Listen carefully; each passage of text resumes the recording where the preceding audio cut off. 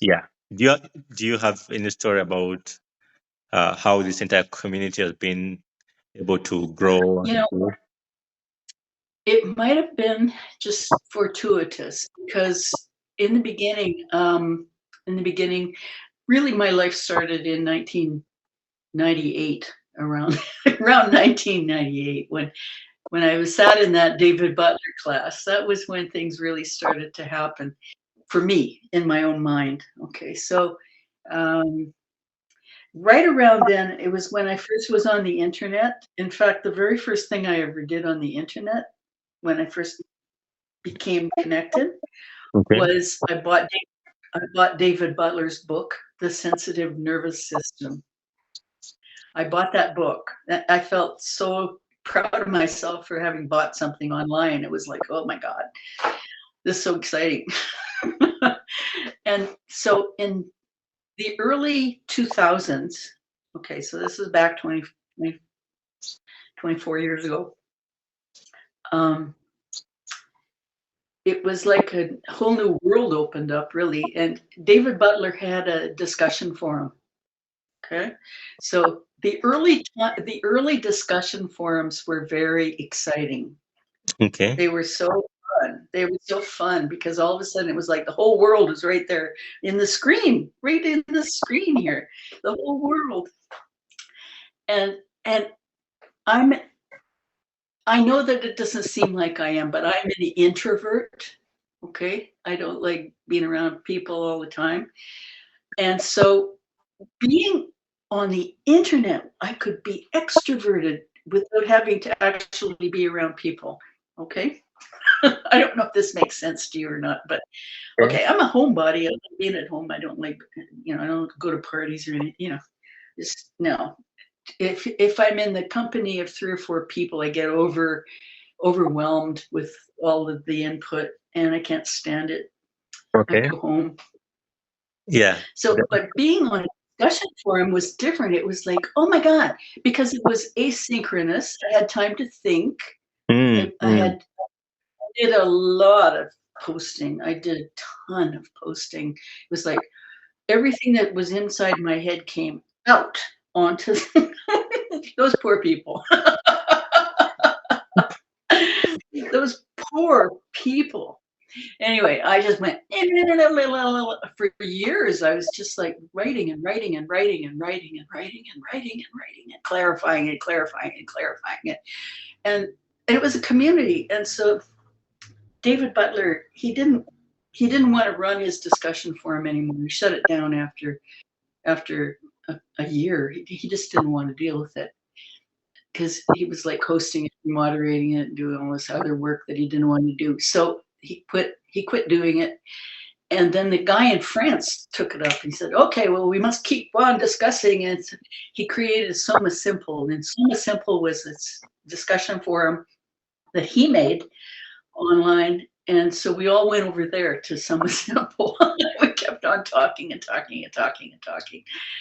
And so I was on there for like a decade, writing about patients and writing about stuff and clarifying ideas. And it was a good community because they helped me get rid of stuff that was inconsequential and unnecessary, and I was able to argue with them forcefully without them taking offense, you know and Okay. and we had a good time. Actually, we had a really good time, and that's where most of the ideas were shaped. Okay. Okay, so it wasn't only me shaping the ideas. It was like a community of people, and we all worked on each other a lot. But it was fine, and I was extroverted online, and it was good. Okay. It was so much better than real life. I don't know if that makes sense to you or Yeah. not, but Yes. it Yes. was it was fine. It was a good time, and I met all these people, and then I got asked if I would teach, and I was absolutely horrified at the thought of teaching. Okay. It was so because I'd spent my whole life not wanting to do anything like that in front of people. stand up and talk to a group. Oh my God, that's horrifying. And but I got over myself. I started out just with 2 people, Okay. right? Okay. These 2 Okay. people just they kept hammering at me. Okay, teach us what you know now. Teach us your stuff. They were both from Soma Simple. One guy lived in they both were from the they were both from the United States actually. They came up to Vancouver and I didn't charge any money. I just okay, just I'll show you just show you my stuff, you know. It's not Okay. it's not a class really.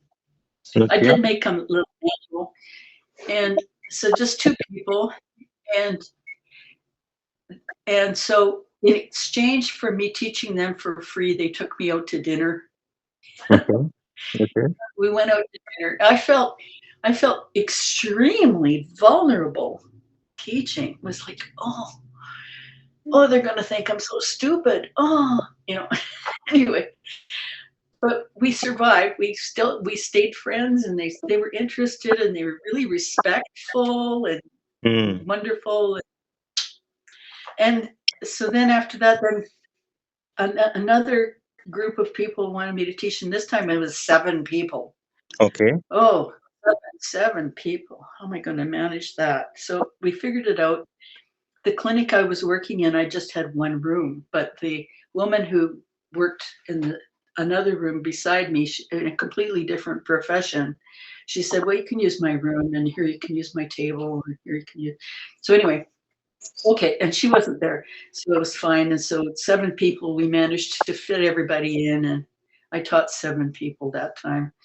And I figured out how to pair them up so that they could work on each other. And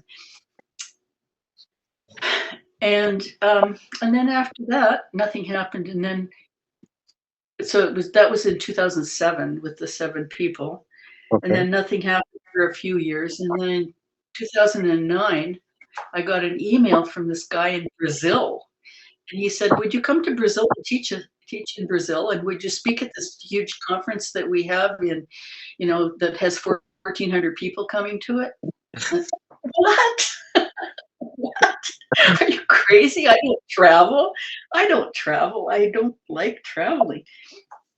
And he said, "Oh, come on. We want you to put your stuff in here. We need your stuff in there."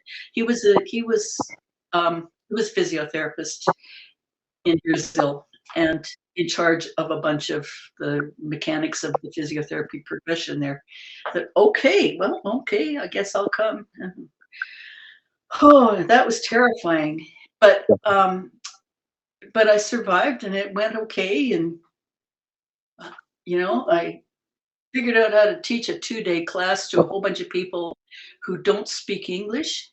They spoke Portuguese, and so there had to be a translator. And oh man, it was daunting. It was totally daunting, but somehow we got through that.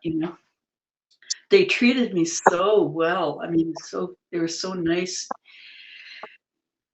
And after that, I got a lot of invitations, and I tried to comply with as many as I could, with given my low energy level. It's very low. And so I only could manage, 5 or 6 trips a year. Okay. But I did 5 or 6 trips a year here and there in Europe and here and there. And I even was invited I went to Taiwan and I mean, like Australia, like long, far away places that were very tiring to Okay. travel to. And I hated flying. I just hated it, but I would just make myself go through it. And once I got the hang of teaching, it was sort of okay, like having fun and learning how to be extroverted in a group of Yeah, people. sure, sure. Yeah, like you have to Not adapt. terrified. And not terrified. And it was okay. You can learn to do this stuff if you think it's got value, right? Mm. Mm. And I do think that my stuff has value Mm. inherent. And I want people to learn how to treat people the way I would like to be treated if I were on the table. That's Okay. kind of what it boils down to. Okay. So yeah, so lots and lots of people over the years. So I did that until COVID, you know, and then COVID came along, and then that was it. I had a bunch of workshops that were all lined up, including Singapore. Like, Okay. holy man. And Japan. There's a guy in Japan now that he's the DNM teacher in Japan.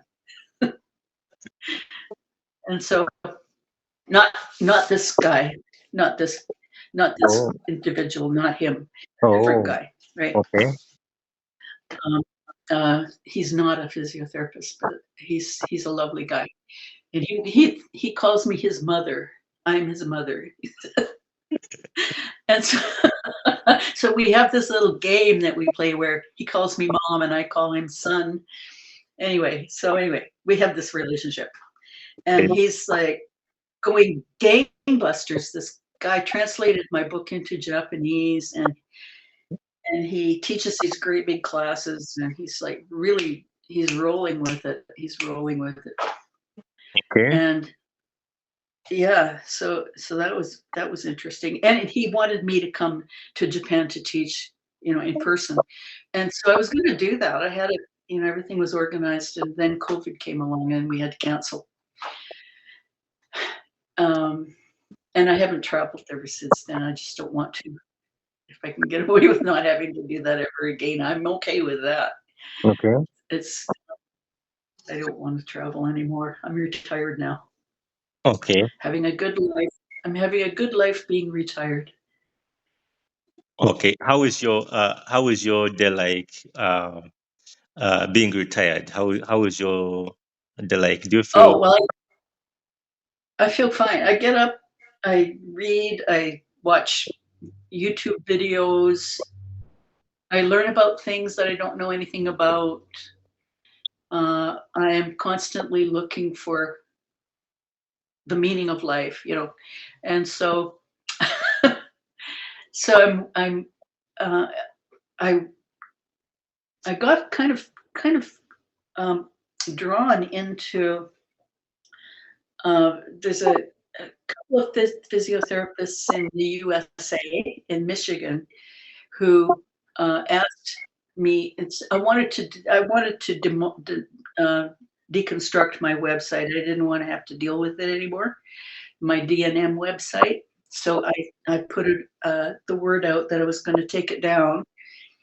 And if anyone wanted any information from it while it was still up, they could go ahead and, salvage whatever they would like from it. okay? And this guy came along, and Leonard from Michigan, and he said, well, why don't you let us look after your website? We'll take it over if you want. And I said, okay.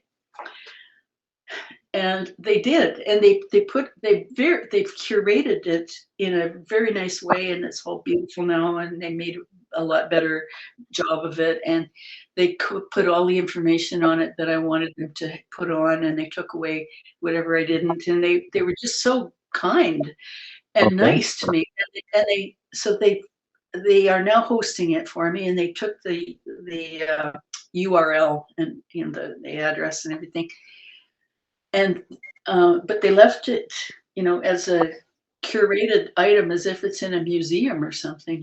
Like they're taking really good care of it. Yeah.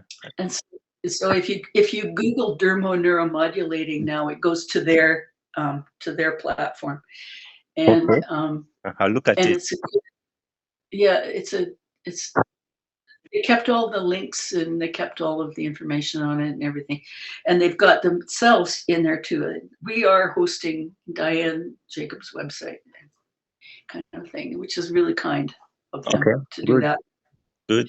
And they are part of a movement, actually, of a movement in the world, which is a psychological movement called ACT, Acceptance and Commitment Therapy, it's called. Okay? Acceptance and Commitment Therapy, ACT, ACT. And ACT is got 8,000 members or something like that, and it's part of a movement called pro-social. Okay, so pro-social is kind of this, it's an American idea, sort of, but what it is it's trying to place human beings now in the context of evolution and having it make sense, having our place in the planet make sense rather than us being exploiters of the planet. It's like, no, no, no, we're just here like the other critters on the planet. And we have to, you know, take that into account and look after the planet, and we have to look after each other, and that's what it's all about. Okay. And I am really good with that, and I think that if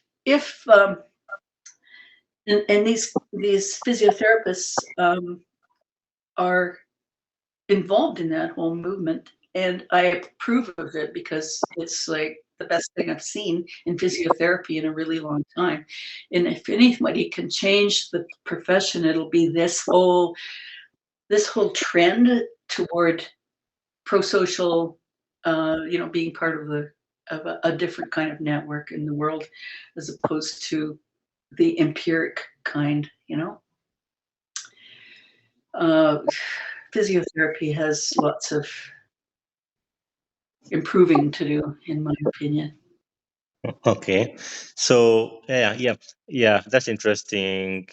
Um, we had a conversation about what the World Health Organization or the World PT Yeah, Association. Yeah, we were like talking about that. Yeah, a yeah, little like bit. the modalities they accept as uh, Modality. evidence based. Yeah. So that's what the World PT Organization recommends for physiotherapy. This is what is evidence based. Infrared. They're also in the act, though, too. Okay, they have ACT right up there inside their organization as being approved by them. Yes. ACT. It's Okay. approved by who? So by the World Health Organization. So if physiotherapy and ACT can get its act together, Okay. then physiotherapy stands a chance to get rid of all the garbage, Okay. and So who, that would be a good thing. yeah. So who is responsible? Who is responsible for bringing change in the physiotherapy profession, in bringing new I, ideas? I think everybody is. Okay, because Everybody. because we are seeing new advanced approaches in other medical sectors, other medical fields. If you talk about Yep. orthopedics, dental, even in pharmacy, they are bringing they're always coming up with new approaches every year. They're innovating new, better ways. How come with physiotherapy we are still stuck with something which was done 50 years ago, being called a I think I think because of our history as a profession, our history as a profession has always been to be subservient. Just because to enter into the medical world was like entering some kind of kingdom or something. Like it was like very autocratic and dominating and daunting. And the women who started being physiotherapists back in the day were often the wives of the doctors. Okay, I'm not kidding, and they worked for free. Okay, this is in England. Okay, so it's quite a century ago. And once they got their toeholds, once they got kind of integrated a little bit, the medical profession was able to agree that yes, it was useful, and yes, these crazy physiotherapists that were running around, getting people walking again. They actually had, you know, it was kind of like just 40 years earlier, there was Florence Nightingale, and she started the nursing profession. Okay, okay. so a lot of these women were already nurses, so they already were kind of involved, but they weren't. But the physiotherapy profession in England, which is how Canada, that's where we came from, in physiotherapy. The